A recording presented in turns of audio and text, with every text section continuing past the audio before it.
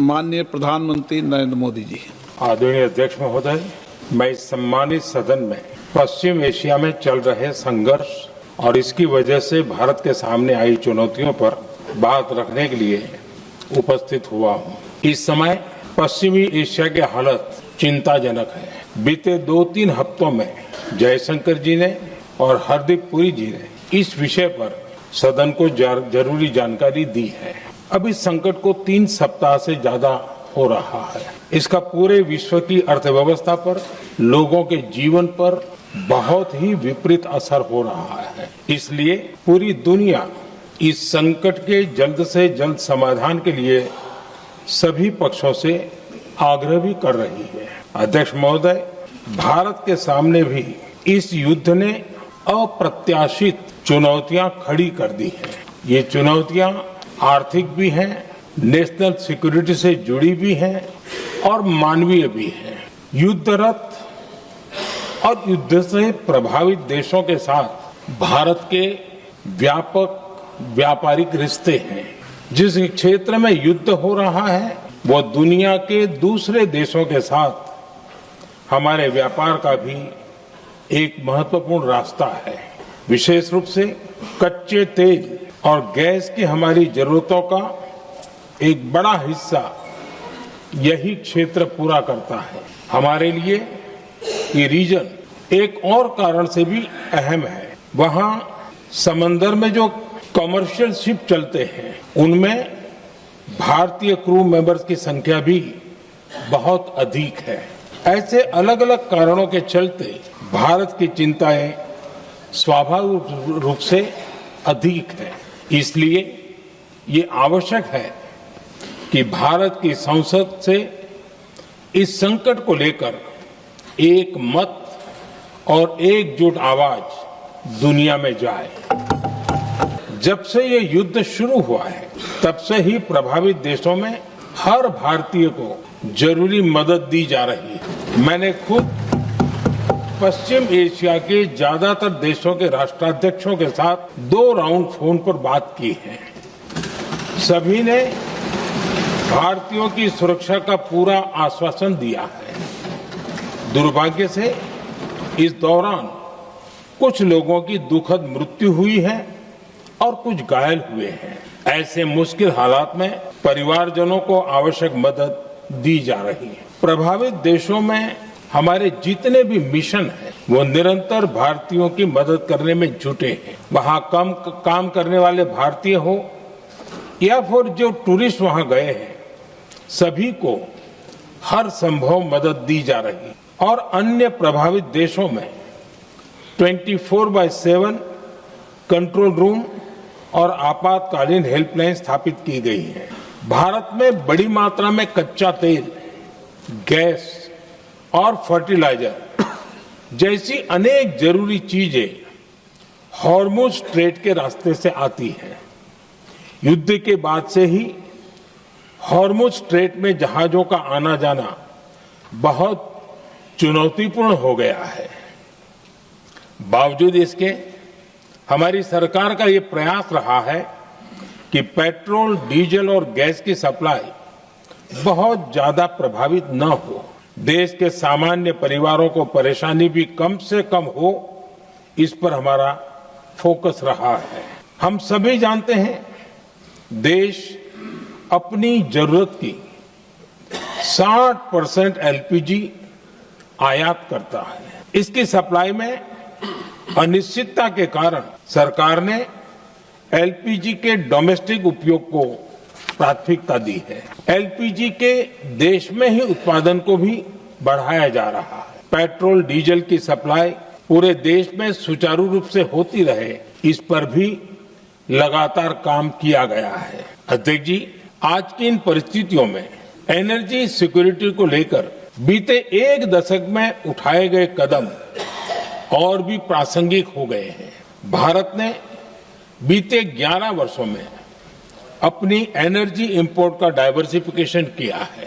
27 देशों से इंपोर्ट किया जाता था, वहीं आज भारत 41 देशों से एनर्जी इंपोर्ट करता है। बीते दशक में भारत ने संकट के ऐसे ही समय के लिए कच्चे तेल के भंडारण को भी प्राथमिकता दी है। आज भारत के पास 53 लाख मीट्रिक टन से अधिक का स्ट्रेटेजिक पेट्रोलियम रिजर्व है। 65 लाख मीट्रिक टन से अधिक के रिजर्व की व्यवस्था पर देश काम कर रहा है। हमारी तेल कंपनियों के पास जो रिजर्व रहता है वो अलग है।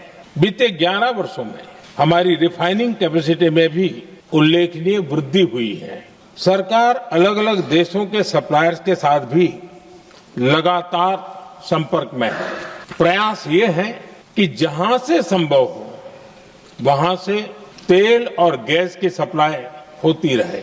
भारत सरकार गल्फ और आसपास के शिपिंग रूट्स पर निरंतर नजर बनाए हुए है। हमारा प्रयास है कि तेल हो, गैस हो, फर्टिलाइजर हो, ऐसे हर जरूरी सामान से जुड़े जहाज भारत तक सुरक्षित पहुंचे। हम अपने सभी वैश्विक सहयोगियों के साथ निरंतर संवाद कर रहे हैं ताकि हमारे मैरीटाइम कॉरिडोर सुरक्षित रहे। ऐसे प्रयासों के कारण बीते दिनों हॉर्मुज स्ट्रेट में फंसे हमारे कई जहाज भारत आए भी हैं। संकट के इस समय में देश की एक और तैयारी भी बहुत काम आ रही है। पिछले 10-11 साल में इथेनॉल के उत्पादन और उसकी ब्लेंडिंग पर अभूतपूर्व काम हुआ है। एक दशक पहले तक देश में सिर्फ 1-1.5% इथेनॉल ब्लेंडिंग कैपेसिटी थी। आज हम पेट्रोल में 20% इथेनॉल ब्लेंडिंग के करीब पहुंच रहे हैं। करीब 4.5 करोड़ बैरल कम ऑयल इंपोर्ट करना पड़ रहा है। हम जानते हैं कि एनर्जी आज इकोनॉमी की रीढ़ है और ग्लोबल एनर्जी नीड्स को पूरा करने वाला एक बड़ा सोर्स वेस्ट एशिया है।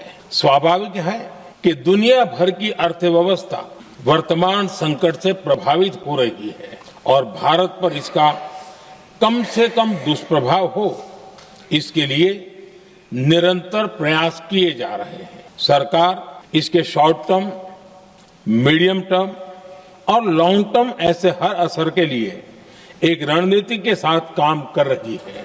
आज भारत की इकोनॉमी के फंडामेंटल्स मजबूत है। इससे भी देश को बहुत मदद मिली है। हम हर सेक्टर के स्टेक होल्डर्स के साथ चर्चा कर रहे हैं। जहां भी जरूरत है उस सेक्टर को आवश्यक सपोर्ट दिया जा रहा है। एक बड़ा सवाल ये है कि युद्ध का खेती पर क्या प्रभाव होगा। देश के किसानों ने हमारे अन्न के भंडार भर रखे हैं, इसलिए भारत के पास पर्याप्त खाद्यान्न है। हमारा ये भी प्रयास है कि खरीफ सीजन की ठीक से बुआई हो सके। सरकार ने बीते सालों में आपात स्थिति से निपटने के लिए खाद की पर्याप्त व्यवस्था भी की है। अतीत में भी हमारी सरकार ने दुनिया के संकटों का बोझ किसानों पर नहीं पड़ने दिया था। कोरोना और उस समय के युद्धों के दौरान लेकिन भारत के किसानों को वही बोरी 300 रुपए से भी कम कीमत में उपलब्ध कराई गई। अध्यक्ष जी, देश के किसानों को इस प्रकार के संकटों से बचाने के लिए भी बीते वर्षों में अनेक कदम उठाए गए हैं। पिछले एक दशक में देश में 6 यूरिया प्लांट शुरू किए गए हैं। इससे सालाना 76 लाख मैट्रिक टन से अधिक की यूरिया प्रोडक्शन कैपेसिटी जुड़ी है। इस दौरान डीएपी और एनपीकेएस जैसी खाद का घरेलू उत्पादन भी करीब 50 लाख मैट्रिक टन बढ़ाया गया है। इतना ही नहीं, तेल और गैस की तरह खाद के आयात को भी डाइवर्सिफाई किया गया है। ऐसे ही डीएपी और एनपीके के आयात के लिए भी हमने अपने विकल्पों को विस्तार किया है। भारत की भूमिका स्पष्ट है। शुरुआत से ही हमने इस संघर्ष को लेकर अपनी गहरी चिंता व्यक्त की है। मैंने स्वयं भी पश्चिम एशिया की सभी संबंधित नेताओं से बातचीत की है। मैंने सभी से तनाव को कम करने और इस संघर्ष को खत्म करने का आग्रह किया है। भारत ने नागरिकों, एनर्जी और ट्रांसपोर्ट से जुड़े इंफ्रास्ट्रक्चर पर हमलों का विरोध किया है। कमर्शियल जहाजों पर हमला और हॉर्मुज स्ट्रेट जैसे अंतर्राष्ट्रीय जलमार्ग में रुकावट अस्वीकार्य है। भारत डिप्लोमेसी के जरिए युद्ध के इस माहौल में भी भारतीय जहाजों के सुरक्षित आवागमन के लिए निरंतर प्रयास कर रहा है और शांति के पक्ष में अपनी आवाज उठाता रहा है। मैं फिर कहूंगा कि बातचीत और कूटनीति ही इस समस्या का समाधान है। हमारे हर प्रयास तनाव को कम करने, इस संघर्ष को समाप्त करने के लिए है। इस युद्ध में किसी के भी जीवन पर संकट मानवता के हित में नहीं है। इसलिए भारत का प्रयास सभी पक्षों को जल्द से जल्द शांतिपूर्ण समाधान के लिए प्रोत्साहित करने का है। अध्यक्ष जी, जब ऐसे संकट आते हैं तो कुछ तत्व इसका गलत फायदा उठाने की कोशिश भी करते हैं। इसलिए कानून व्यवस्था सुनिश्चित करने वाली सभी एजेंसियों को अलर्ट पर रखा गया है। कोस्टल सिक्योरिटी हो, बॉर्डर सिक्योरिटी हो, साइबर सिक्योरिटी हो, स्ट्रेटेजिक इंस्टॉलेशंस हो, सबकी सुरक्षा को और मजबूत किया जा रहा है। अध्यक्ष जी, इस युद्ध के कारण दुनिया में जो कठिन हालात बने हैं, उनका प्रभाव लंबे समय तक बने रहने की आशंका है। इसलिए हमें तैयार रहना होगा, हमें एकजुट रहना होगा।